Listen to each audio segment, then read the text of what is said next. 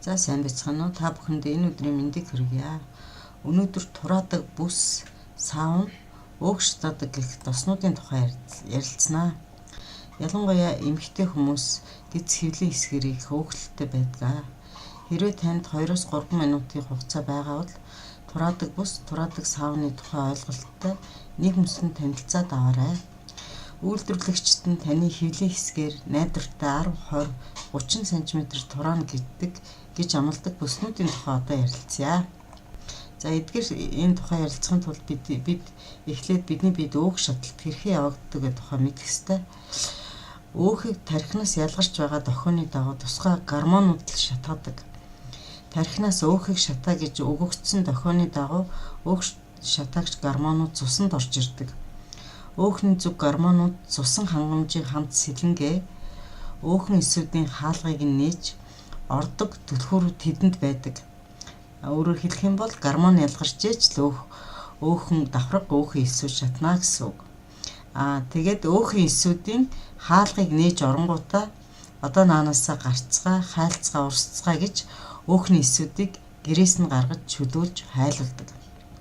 Энэ процессыг липолиз гэж нэрлэдэг бөгөөд энэ өөхийг өгөх хийдэг цорын ганц арга юм аа.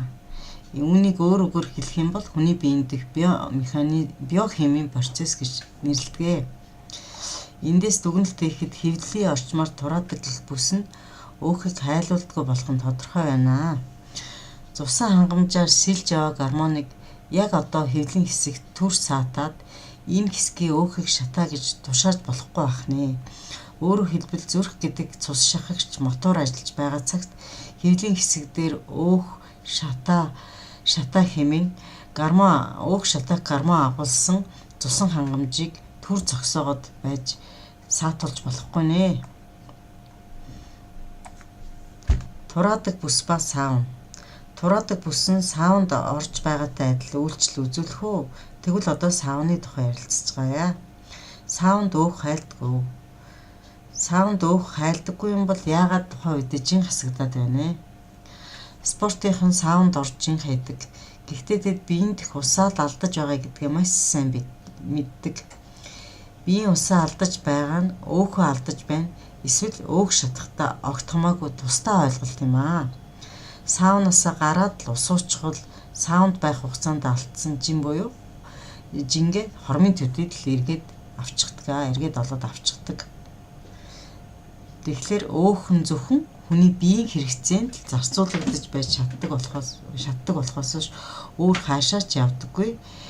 Биеийнхээ тодорхой хэсгэр мөн турж болохгүй байгаагийн шинж ухааны үндсэл нь энэ юм аа. Тийм учраас та бүхэн миний зөв хооллолтын тухай, зөв хооллолт 1, зөв хооллолт 2 болон бусад видео хичээлүүдийг үзэхийг зөвлөж байна. Яагаад гэвэл миний бүх видео хичээлүүд ямар ч үн төлбөргүй цацагдаж байгаа учраас та бүхэн миний хичээлүүдийг үзээрэй. Анхаарал тавьсанд баярлалаа.